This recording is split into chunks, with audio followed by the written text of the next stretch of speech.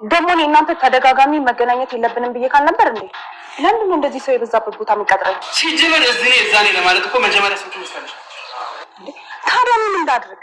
ገና ለገና አንድ ቪዲዮ ይዤባታለሁ ብለህ ቁም ስቅሌን ስታሳይ ምን እንዳድርግ? ለተራ ነገር አንድ ቪዲዮ ያልሽ ቢገባሽ ያ ቪዲዮ ህይወትሽ የሚያመሰቃቅል ነው። እሺ ህይወቴንማ ቆየህ እኮ ካበላሸው። አሁን የምልሽን ነገር ማታረጊ ከሆነ ህይወትሽ ምስቅልቅሉ ነው። እሺ እኔ ለሴት ልጅ እቺን ታህል አላራምሽ። ቆይ የመጀመሪያ ፍቅረኛ ለገንዘብ ብላ ስለካደችክ ሁሉንም ሴት መበቀል አለብን? ቆይ ምን ያደረከው ነገር አይበቃህም? ማን እንኳን በጣም አከራይ ለሴት ልጅ የተሰበረው ልብ ተጠቅልኛለች ብያሰባት ነው። ጥፋቱ እኮ የራስህ ነው። ይህን ያክል ካፈቀርካት ለምንድን ነው በተመሳሳይ ሰዓት ከሁለታችንም ጋር የምንካው? በሰዓቱ ገንዘብ ያስፈልግ ኑሐሚንንም ሆነ አባቷን ለመንከባከብ ገንዘብ ስለሚያስፈልግ ነበር ከአንቺ መራቅ ያልካል። ዝም ብዬ ሳስብ ግን በዛች በመጀመሪያ ፍቅረኛ ባትከዳ ኖሮ ጥሩ የፍቅር ልብ ይኖርሃል። በነገራችን ላይ ዛሬ ኑሐሚን መጣ። ይሄ እኮ ሰይጣናዊነት ነው። አንዴ ሴጣን አንዴ ደግሞ አውሬ ብላ ገፍትራ ጥላኛለች። እና በሷ ያለነው እኔ ጋር ደውለ ገንዘብ አምጪ የምትለኝ? እርግጠኛ ነኝ ልጄን አስወርደው። እሱ እኔን አያገባኝም። እሑድ አክስቴ ጋር ሽማግሌ ይላካል። ቢያንስ አግብቼ እዛ ቤት እስከምገባ እንኳን ዝም በለኝ። ለምንድን ነው የምታገስሽ? ገንዘብ በጠየቁሽ ቁጥር እንድታስገቢልኝ ነው የምፈልገው። እኔ ሽምግልና ምናምን የምትይው ነገር አይመለከተኝም። እሺ እየቀለድክ መሆን አለበት። አለበለዚያ ቪዲዮውን ለናሁን እሰጠዋለሁ። እሺ ምን አባ ፈለክ ደግሞ? ድሮም ቢሆን እኮ ሌብነት የተካሽበት ሙያሽ ነው።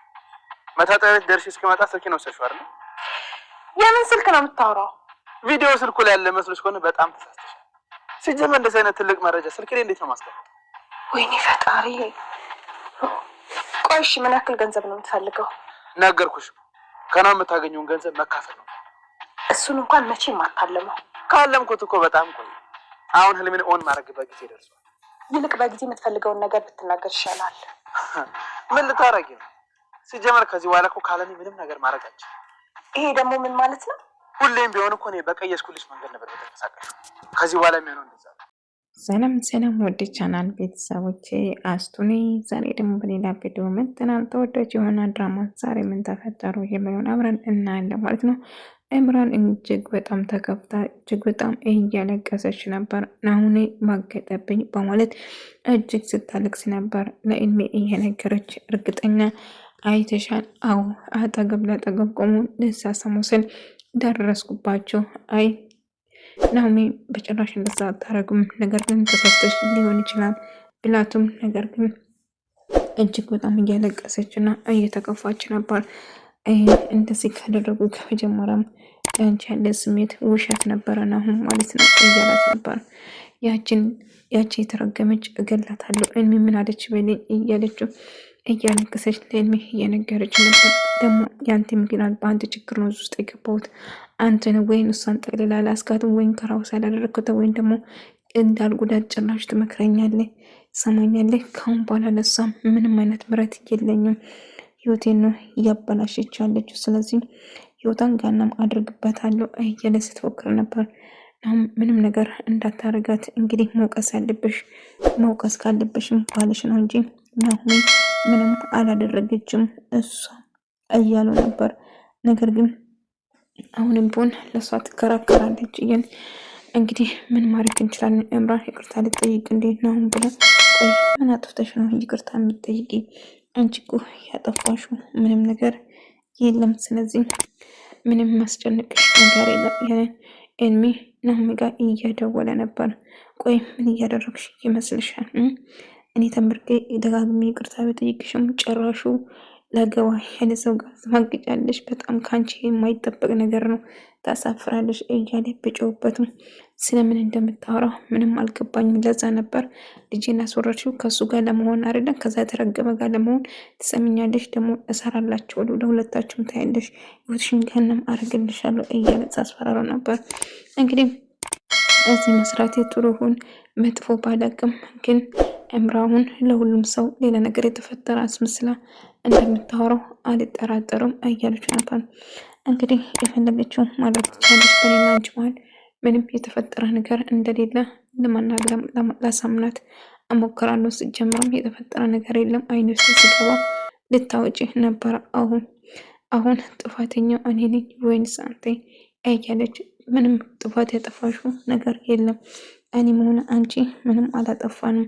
ስለዚህ ያለውን ነገር አስረዳታለሁ፣ ብዙም አትጨነቂ እባክሽ እያላት ነበር። ታውቃለህ የሌለ ነገር ጨማምራ ነው እሷ የምታወራው እያለች ነበር። እንግዲህ አሁን ለአቶ ተሰማና ለአቶ ሎቱን የዚህች እርጉሽ ማንነትን በደንብ አሳያችኋለሁ። እኔ የልጄን አባት ጭራሽ አጠገቡ እንድደርስ አልፈልግም። ለአባቷ ስራ ብላ ምን እንደምታደርግና ድጋሜ ከሱ አጠገብ ሌላ አስፈላጊ ከሆነ ሌላ ሰው እንድቀጠር እፈልጋለሁ። ድጋሜ ይቅርታ እንዳደርግልህ የምትፈልግ ከሆነ ናሆሜን ከዛ አባራትና ሌላ ረዳት ትቀርጥሯል ስትለው በጭራሽ ይሄ ለሆነ አይችልም። አባዬ ነው ስራ የሰጣት፣ ስለዚህ ላባራት አልችልም። እንግዲህ ምርጫው ያንተ ነው። እኔ ማግባትና ከኔ ጋር መሆን የምትፈልግ ከሆነ እሷ ልጅ ማባረር ይኖርብሃል ትለዋለች። ነገር ግን እምራን በጣም ተከፍታና በጣም አልቅሳ ነበር። ዳጊ ምን ተፈጥሮ ነው እምረት ምን ሆነሽ ነው ብሎ ጠይቃትም እጅግ በጣም ተከፍታና በጣም ሄድና እነዛ ውሾችን መጠየቅ ትችላለህ ብላ አገላምጣ ትሄዳለች ማለት ነው።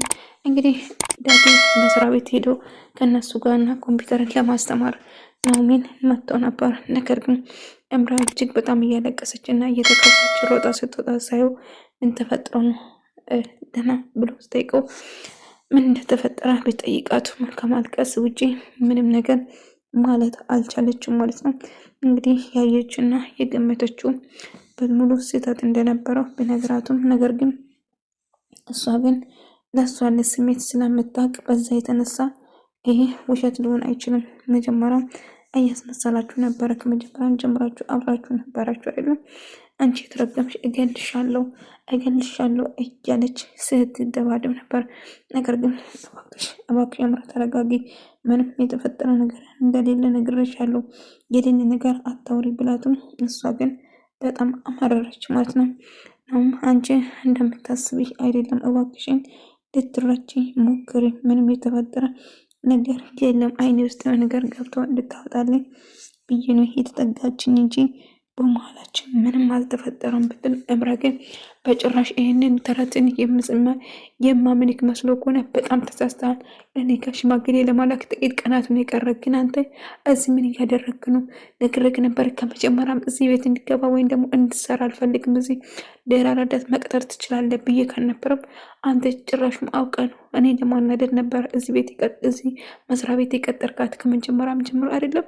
ቆይ እቅር ብዬሻለሁ አልከኝ፣ ከልቤ አልነበረም ማለት ነው።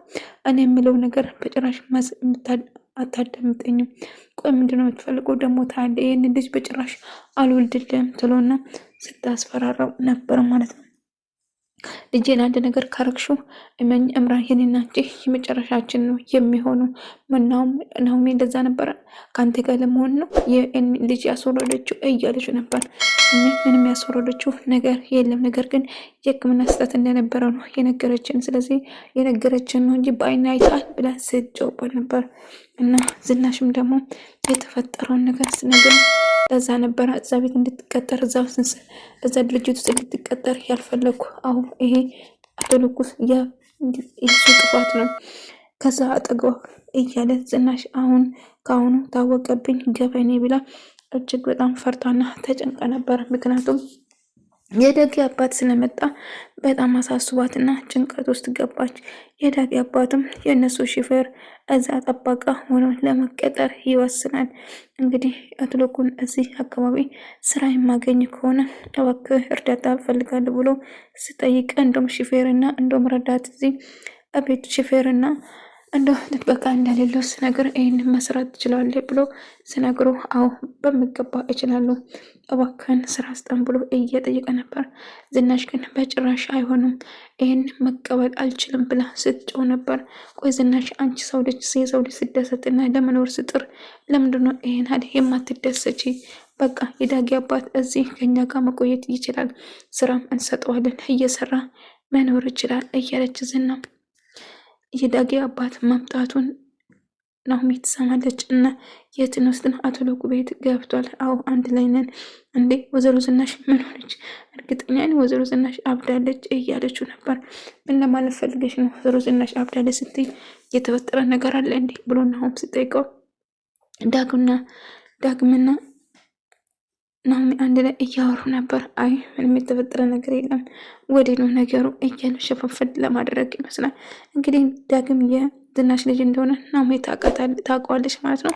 በዛ የተነሳ አባቱ እንደመጣ ስነግራት እጅግ በጣም ትደነግጣለች እና እሱ ቤት እንደገባ ነገረችው።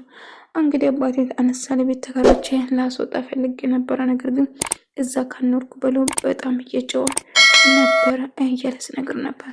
ነገር ግን ታዲያ ይሄ ነገር ጥሩ ነው ብለህ ታስባለህ? ግን አይመስለኝም እያለችው ነበር። ግን እንግዲህ የተፈጠረውን እምራን እንድታስረዳው ብትሞክሩ ናው ላስረዳ በሞክሩ እምራ ግን በጣም አመረረች። እጅግ በጣም ስለተናደረች የምታረጉ ነገር አሁንም ልክ ነህ ናሆም፣ እኔን ወዶኝ ሳይሆን አውቆ ለልጁ ሊጠቀምብኝ ነው። እኔም ደግሞ ለዚህ አስከፍላለሁ። አሁንም ቢሆን ጋብቻውን እቀበለውና እበቀላለሁ። እኔ ላይ እንደተጫወተበት በጭራሽ አልቆርም። አሁን ልሽ እንደማትወጪ ተረዳሁ። ታውቂያለሽ፣ ትንሽ ተጠራጥሬ ነበር። ለሱ ስሜት ያለሽ መስሎኝ ነበር። አሁን ለበቀሌ ስትይ ገንዘቡ ያስፈልገናል። ስለዚህ ገንዘብ ብቻ ነው የሚያስፈልገን። እኔም ሆነ አንቺ ፍቅር አይሆንልንም። ስለዚህ የሚያስፈልገን አሁን ተጋብተሽ ቶሎ ትፋችና ሙሉ ንብረትን ትካፈያለሽ። በዚህ ብቻ ነው ልናሸንፎ የምንችለው። ትሰሚኛለሽ እያላት ነበር። እምራን በዚህ ሀሳብ ትስማማለች ማለት ነው። ሀብቱን ትካፈያለሽ እያለ ከናሆሚ ጋር በጣም ተቀራረባችሁ። ነገር እሱ ነው መረጥሽው ከሱ ጋር ስንቴ ነው ድርሽ እያለ እሱ አንተን አይመለከትም፣ ህይወቴ ውስጥ ጣልቃ እንዳትገባ ተወይም ብያለሁ እድሜ እያለች ስጮህ ነበር። ነገር ግን ቆይ አይገባሽም እንዴ ናሆሚ? እኔ እወድሻለሁ። ቆይ እንዴት አድርጌ ባስረዳሽ ነው? እንዴት አድርጌ ይቅርታ ብጠይቅሽ ነው ይቅርታሽ የሚገባኝ? የሚገባኝ መቼም ይቅር አይደለም። ደግሞ ትሰማኛለህ? እኔ ላይ ተጫወትክ፣ እምራ ላይ ተጫወትክ። አሁን ደግሞ ኢሜል ላይ እየተጫወትክበት፣ ሌላ ደግሞ ቀጣይ ማን ትሆን ተበዳይ እያለች እጅግ በጣም ተናደረች። እና ናሆም እውነት እምራን ትወዳታለች ምናምን ብላ እየጠየቀችው ነበር። አዎ በጣም ወዳታለሁ፣ እሷና የልጅ እናት ማግባት የምፈልገው እና ይቅርታ አድርጌለታለሁ። ግን ቅድም ያየችው ነገር ያው ያልገመተችው ወይም ደግሞ የማየውን ነገር ነው የተጠራጠረችው። ሆኖም ግን ይቅርታ ታደርግልኛለች እያለው ነበር። እና ናሆም ከደውላ ናሆም እንግዲህ እዛ ሄጄ ነበር፣ በጣም ተቀራርቦ ነበር ያየዋቸው። እኔ በጣም ተናድጃለሁ። ያቺ ልጅ ግን በእጄ ሰበብ ትሆናለች ወይን እንደፈለግ አድርጋት፣ አለዛ ግን እገላግላታለሁ። ትሰማኛለህ? በናሁም የእኔ ብቻ ነው። ናሁም ልትቀማኝ በጭራሽ አትችልም። አሁን ደግሞ ሽማግሌ ልክ ልንጋባ ነው። ህይወቴን እንድታበላሽ በጭራሽ አልፈቅድላችሁም። አንተም ሆነ እሷን እንዴት አድርጌ እንደምገላገል አውቀዋለሁ። ስለዚህ ተጠንቀቁ እያለች ጀምራ እጅግ በጣም ተናዳ ተከፍታ ነበር። እና እንግዲህ እዛ መስራት ከጀመረች በኋላ እንግዲህ ይቅርታ እንደምታደርግላት ተስፋ አደርጋለሁ። ግን መቅረብ አልነበረብኝም፣ ቦቴን ማወቅ ነበረብኝ። እኔስ ታዲያ እኮ አይኔ ውስጥ ነገር ገብቶ ልታወጭልኝ ነው እንጂ ያ ነገር እኮ አስብን አይደለም ነው። እባክሽ የሚያሳስብሽ ነገር አትጨነቅ እያለ ነበር። የዳጊ አባትም ከዚህ ቤት አልወጣም እንግዲህ እዚህ ነው የምኖረው ብሎ ወሰነ። ዝናሽ እጅግ በጣም ፈርታ እጅግ በጣም ተጨንቃ ነበር። እኔ ምን ጉድ ነው ዳግም እንዴት አድርገህ እዚህ ይዘህ ትመጣዋለህ? አባትን አንተ ሰውዬ ስሜን አትጥራኝ፣ ድጋሚ አላይክ፣ ውጣልኝ ከቤት እያለች ነበር። ዝንዬ የኔ ውድ ሚስት ናፈቅሽኝ እያለ የሌለ ነገር ማውራት ጀመረ። እኔ እኮ የተከበረ ባለትዳር አለኝ እና ታዲያ ድሮም እኮ ከኔ ጋርም እኮ ትዳር ነበረች ረሳሽ እንዴ እያለች ስጠይቃት ነበር። እባክህ ዳጊ ይህን ሰውዬ ከዚህ ያስወጣው ዳጊ እባክህን እያለች እየለመነችው ነበር።